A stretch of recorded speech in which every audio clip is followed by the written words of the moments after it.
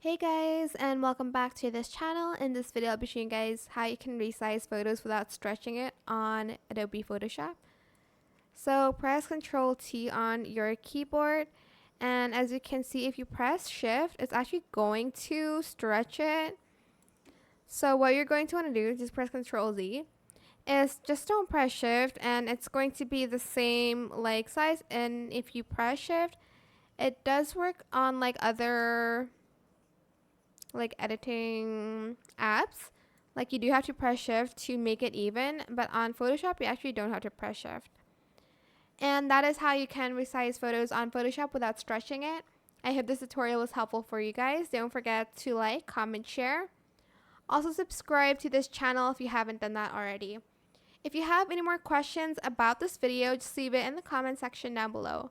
I will try my best to answer them all for you guys. And if you found this video helpful, please click the thanks button as well. That is it for this video. Thank you so much for watching. Bye.